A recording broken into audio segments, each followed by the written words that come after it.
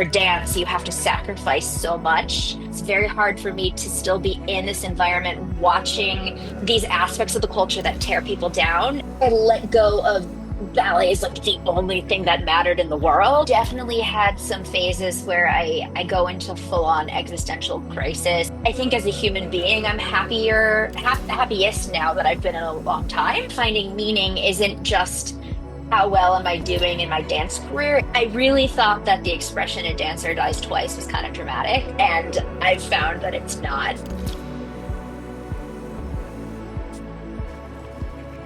Hello, Ali. Welcome to the channel. Um, Hi.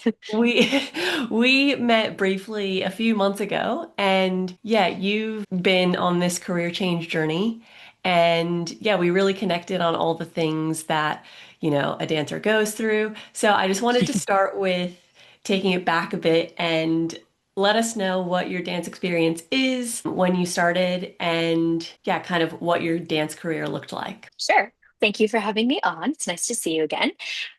So I began dancing at age 5, and I knew by age 8 that I wanted to be a professional ballet dancer. My first professional job was actually when I was 11. So I was Clara in the Radio City Christmas Spectacular. So I did the national tour for 2 years when I was 11 and 12. And then I was invited on the international tour.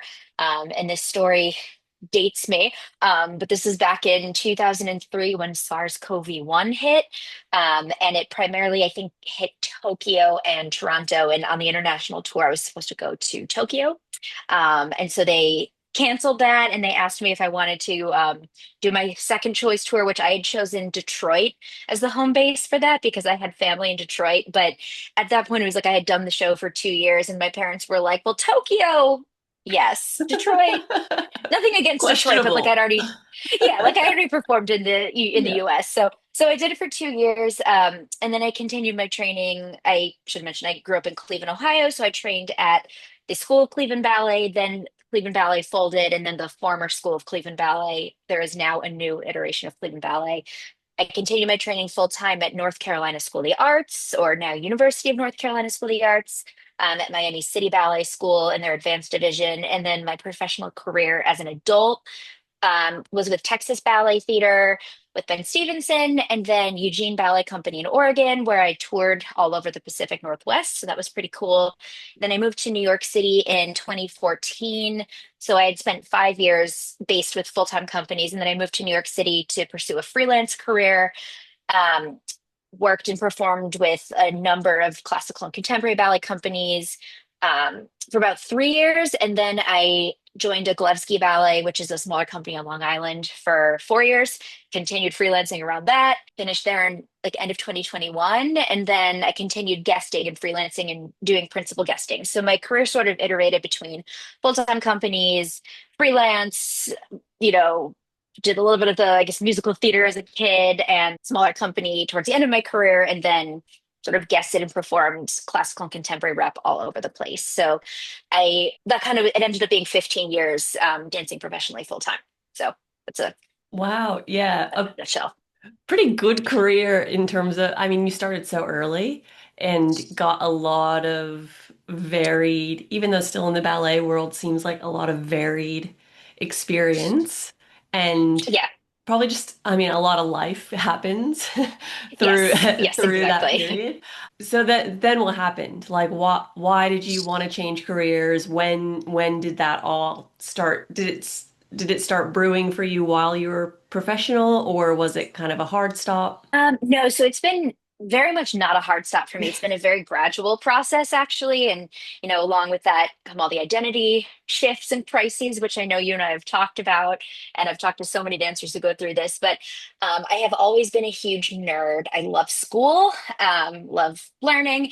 And early in my ballet career, like very early on, I kind of had this idea that I would want to be a therapist once I retired from dancing because dance and ballet, it's obviously a very psychologically challenging world. The work culture is not super healthy. And my fellow company members would come to me often for advice and pep talks. And I really enjoyed kind of trying to lift people up and talk them through, challenges and crises. And, of course, I had my own mental health, challenges through the years dancing. And so I had this idea that I'd want to be a therapist. When I moved to New York, I started school part-time at Columbia. I figured I should chip away bit by bit at a college degree. So I did that over the course of 6 years while I was performing full time. And I studied psychology, thinking I wanted to be a therapist. Long story short, I fell in love with research. And I worked in a social and cultural psychology lab and sort of fell into, haphazardly and fortuitously a bunch of research projects outside of school once I graduated, research projects looking at ballet culture and looking at how ballet culture affects the mental health of dancers and kind of what interventions can be applied. And that has sort of led me to an interest not so much in being a clinician or therapist, but in doing research on basically how to cope with stress and how to cope in high pressure environments, particularly work environments, but how to cope with stress and pressure in general, and how to have better physical health outcomes and therefore mental health outcomes. So now I am on the research track. After COVID, so I graduated, I finished undergrad in 2020, older than the norm, but I was, at that point, dancing was kind of paused and I was not ready to retire. But I found a part-time job working for a psychiatrist just to sort of get a sense of the clinical world. And, again, I had fallen fortuitously into these research projects. So I was sort of dabbling in all of that while I was continuing to, I guess at that point, train to get back in shape. And then I continued dancing um, still quite full time for another like 3.5 years once everything came back post COVID. But all the while, I think having a degree, like a college degree, and kind of being in a research field, looking at the problems inherent in ballet culture and at how they affect people's health and mental health. I think I started having this tension between like I love dancing and I love what I'm doing, but it's very hard for me to still be in this environment watching these aspects of the culture that tear people down. And I started gradually hitting a point where I was like, I love doing this, but at some point I don't want to be a part of this anymore. I want to be part of helping this, like fixing this, making it healthier, more sustainable, for the dancers. And, that could be applied to dancers, it could be applied in multiple contexts. But it was a very slow process where I was still dancing. I had a research internship. I'm like dabbling at other things. I was in my early 30s at that point, in a relationship, starting to feel the pull towards like next phases of life. And in um, February 2024, so just a little over a year ago, I was offered a full-time position in research working at Mount Sinai. And it wasn't exactly my research interest, but it was very aligned with them. And I think it was just too good an opportunity to turn down. I knew it was an essential step in order to, really pave the way to my next career in research and policy. So I took that position, started March 2024. And I haven't like fully stopped dancing. Like I consider myself semi-retired. At that point in March 2024, that's when I stopped my full-time professional career. So about, 15 years. Yeah, I started professionally as an adult in 2009. So 15 years. Um, but I still take class sometimes. I try to take class every week, not every day anymore, and cross train. And I'll still do a show from time to time. I did Nutcracker last year. I popped into a show in March. I'll probably do Nutcracker this year. So it's been a slow transition. And I think that's also because the two worlds meld. Like I'm not Right. continuing in the dance world as a performer full time or a choreographer or teacher, but I think the experience that I've had in the dance world and what I've witnessed and, individual experiences I've had have so shaped what I want to do next that, Hmm. sort of keep a foot in. So sorry, it's hard to nutshell that, but No, it's it's good. And I think that's an important point because I think a lot of dancers think, oh, when I retire, it definitely has to be a hard stop. It's like this was my right, life as a dancer and then this is my life after, where there are right. so many ways that you can intertwine it. I mean, there was so much there in terms of what you said, going back to the you love dance, but Hmm. the toll it takes on your body, but also on your mind and on your spirit can be Yeah, kind of a drag sometimes. I think in yeah, ballet or whatever, it kind of is, it's a bit of a shame that something. Well, I had this experience too. Sorry, my mind is going in a million directions thinking about this, which happens every time I talk to you. But it's it's so good because my biggest thing when I stepped away was almost protecting that relationship with dance that I had Hmm. Hmm. because the bitterness and the sort of the resentment about the lifestyle and the impossible standards and the mental health struggles and all of the other gunk was kind of getting in the way of that love for the thing. So I was like, hang Yeah. on, I kind of need to protect this if I want this in my life. So Hmm. the solution for me was to stop doing it professionally, at least for a moment, Hmm. and yeah, just take class or just try to find that love again. And that's a big part of the message I try to get across is that first of all, you don't it doesn't have to be a hard stop. You can, you know, go to college and you can do all the you can plan for your pivot while you're still dancing in so many ways. Exactly. But also you can still dip in, dip out. Like it doesn't go away and you Hmm. don't lose as much technique as you think. You don't just lose it overnight. So Yeah. I think yeah, mentally, like we yeah. think we lose it more than we actually do. Like Yes. when I take class now, I want to like look around and be like, I'm semi-retired. Don't judge me based on what I look like now. But Yeah.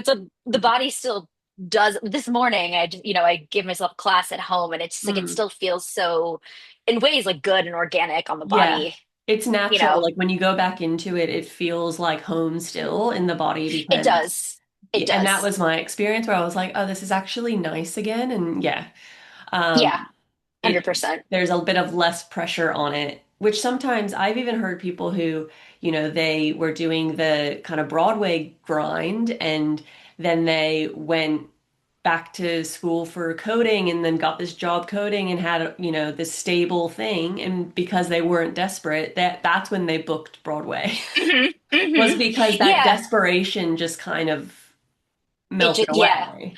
Well, it's funny. I found that a little bit too. My career started based in very traditional full-time ballet companies, and I was like doing the thing, living the dream. But I think, in retrospect, I wasn't so be like as a human, like as a dancer, of course, I was like Mm, checking the box. But I think like holistically, I wasn't so happy, and a lot of it was due to work culture factors, and also because I had blinders on and I needed a little bit more balance in my life, which I think often dancers discover that as yeah. they get a little bit more seasoned in their careers. But when I moved to New York and started school additionally, and was freelancing and sort of had some more creative flexibility and just sort of agency, in my life and just more balance, I think I kind of I didn't let go of ballet being, the center of my existence, like it very much was, but I was softened a little bit towards it where I wasn't so obsessed with it anymore, where it was like, Mm, I think as a dancer, we still, it's always a struggle not to define yourself by your dance successes, but I still struggled with that. I still do, even retroactively, yeah. but I think I let go of ballet as like the only thing that mattered in the world. And that's when my career really took off, was when I had more balance. And so it was about 7 years into my professional career. So when I was 26, I'd been in New York for a few years. I was starting to become known, in the New York community and book a lot of work and have a lot of opportunities. And I was in school and I was in a relationship and had like a lot of different things going on. And I just was sort of enjoying it and flowing with it a little bit more. And I wasn't so like obsessive about ballet. That's when my career really hit its peak. Mm, For like about 4 or 5 years, then it was just like constant work, really getting to do amazing, challenging roles that I had never dreamt of. And it was because I had sort of let go a little bit.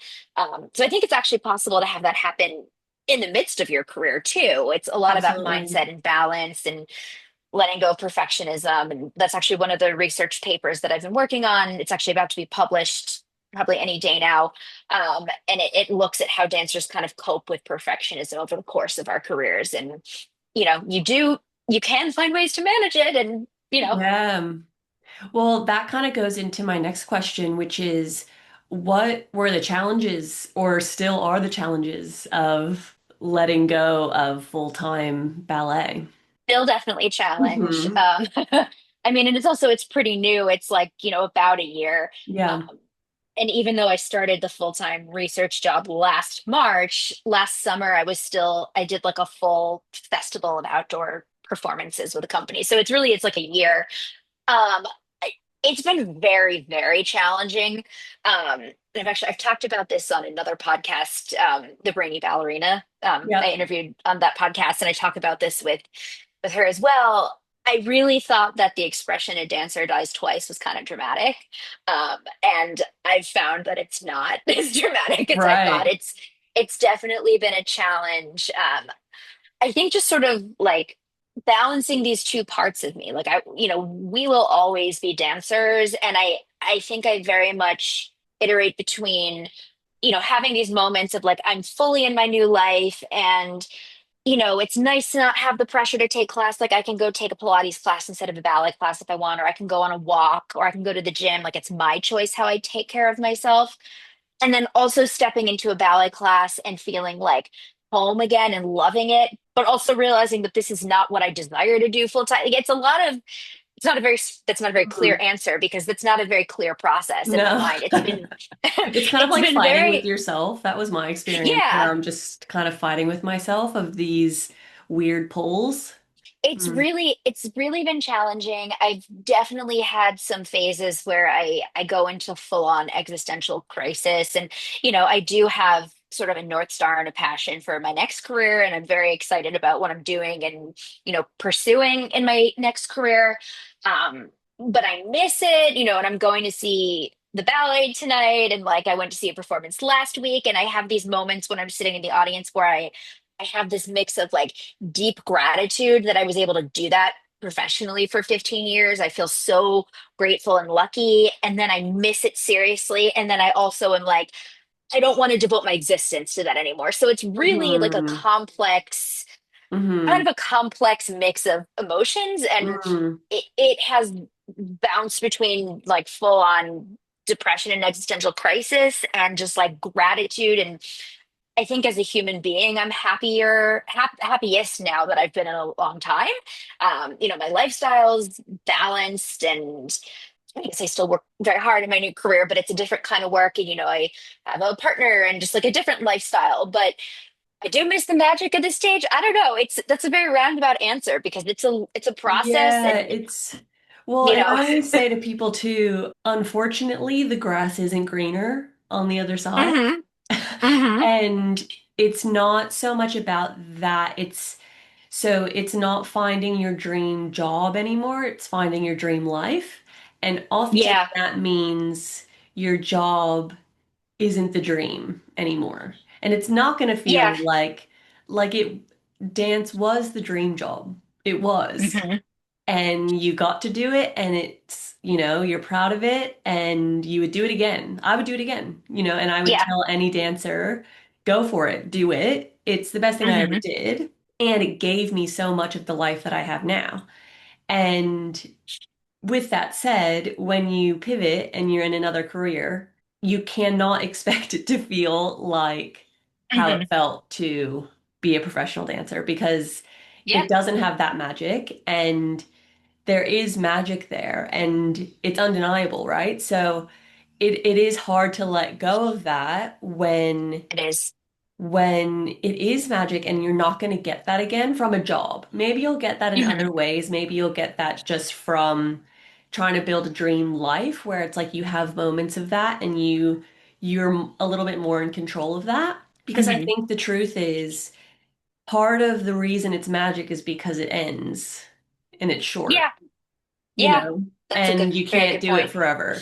And that's kind of like life too, right? The Right. reason why it's meaningful. But it's very complicated. It's a grief, it's a deep grief, and It is. especially because you can, yeah, dip in and out of it and trying to find that balance, like you were saying. Yeah, and I think, that you make a really good point because I think one thing that I've been struggling with is, I actually am extremely passionate about this second career that I'm going Mm, into, but also kind of finding the direction within that and finding the meaning within that, even though I know mm, broadly what I want to do. I want to go into psychology, I want to research and, contribute to policy through research and how people can thrive in the workplace and be healthy. I mean, that's a very broad summary of what I'm interested in doing, but but it's like I'm very, very passionate about it and I love what I'm doing now. But even within that, I'm still trying to find like what are the specific research questions I want to pursue? Like, what's the way I want to go about this? Like, I know I want to do a PhD,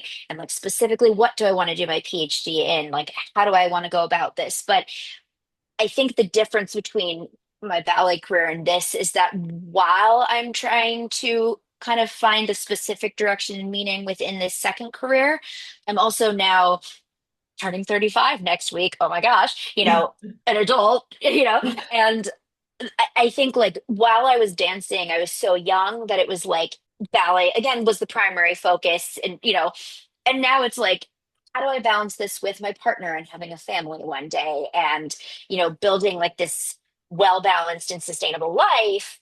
And so kind of finding meaning isn't just how well am I doing in my dance career? It's how am I Mm, balancing this work that I'm really passionate about with my life, with my partner, and, hopefully one day family. And, my family is, my parents and my grandparents get older and my mhm, friends. And I think there's so much more that comes into building a wonderful and meaningful life. And you realize that more as you get older.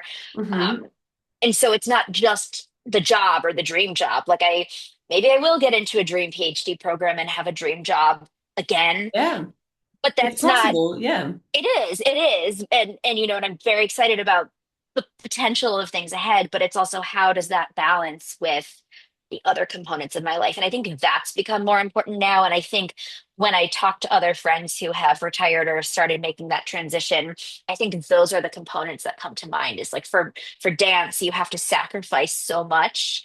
And even though I was able to start incorporating these other parts of my life in as my dance career progressed, there is still a limit. Like you can't be missing rehearsals and gigs. You're very confined to this, whereas now it's like I have PTO and I can build a life with my partner. And when do I put Mhm, work on hold so that I can spend quality time with my partner, for example? mhm. So all of that kind of factors in as well. And I like what you have to say about like you're not just building your dream job, you're building your dream life. um, and Yeah. hopefully it's a lot longer than the dance career. That's right. Hopefully. Yeah.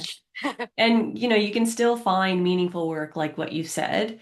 It's Hmm. totally possible. And it's so important to just give yourself that chance anyway to have meaningful work and the dream life. Because you don't want to Hmm. hate going to work. It is still a big part of No. your life, but Oh yeah. it's not going to feel as probably not going to feel as magical as being on stage and all of that. Um, Agreed. so with that, what does your new day to day look like? So my new day today is a 9 to 5 job, which is, I mean, I did have that in ballet companies, but it's 9 to 5 dancing job. So it's Hmm. very different. I guess very like corporate and, Yeah. we have paid time off and health insurance and all these things, which are great. Mhm. But so my job, I work in a research lab. We do clinical neuropsychology research. So the research that my lab focuses on is Alzheimer's and dementias research. And we focus on increasing the representation of underrepresented populations in Alzheimer's and dementia research. So I'm the lab manager. So I kind of manage all things day to day, and I project manage one of our main studies. So my day looks like anything from doing like dealing with the bureaucracy at Mount Sinai to Mhm. working with participants. So when study participants come in, I'll get to work with them, and we do like a whole battery of tests that assess, various domains of memory and cognition and learning. And we spend the whole day with them, and it's really cool to get to know people. And then also working on research papers and contributing to research for the lab.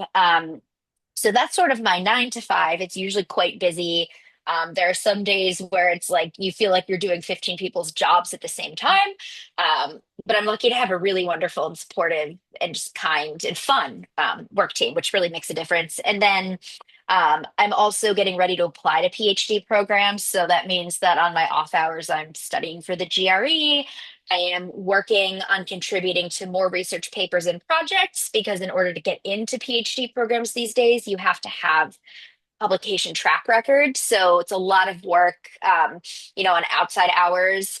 And then, I still try to take ballet class and yoga class and Pilates class and squeeze, like 5 workouts in a week. And then balance that with, spending time with my boyfriend and friends and family. So it's a busy life, which I like. I think dancers, we are like built to be always working. Yeah. And I still have to kind of control that urge Mm, to like, constantly be a workaholic and mm, not take time for life. And that's all part of this process of career transitioning. But yeah, it's very much 9 to 5, Monday through Friday, and then on my off hours, balancing like a little bit of dancing, maybe rehearsing for a gig here or there, with all of these other projects. And the summer's going to be crazy because applications for graduate school. mm. Um, so it's a fun life. It keeps you on your toes, just Yeah. more metaphorically than physically these days. Yeah. But Well, it's fun. it sounds like too what I'm really getting from that as well is that dance is so structured and you kind of just Hmm. follow the path. Yeah, Whereas even though you're just as busy and, filling the time and maybe dealing with some workaholic tendencies, yeah. it's on your terms, which is cool. You're Hmm. choosing what to do. Like you said, you're choosing the types of workouts you're doing and how you're spending your time outside of work, which, yeah, it's just nice to hear. And I think that that's a big benefit of stepping away from at least full-time pro dance because Yeah. you're maybe for the first time, I know this was for me and I still struggle with it, is for the first time making decisions about what do I want and not Exactly. just like following the path that's already laid out for you by someone else. Yep, Um, it's tough. I struggle with that for sure. yeah. So, but it sounds like you're, on a great path. Good luck with all the PhD stuff. I think that's Thank really you. exciting. If the research does come out by the time, I'm sure it will, by the time that this comes out, I'll link it in the description if people, I'll Okay. check it out for sure. Awesome. Yeah, And if yeah. people want to check it out, they definitely can. But I think we'll wrap it up there. So thank you Sounds so great. much. Thank you. Thanks for having me on. It was fun talking to you.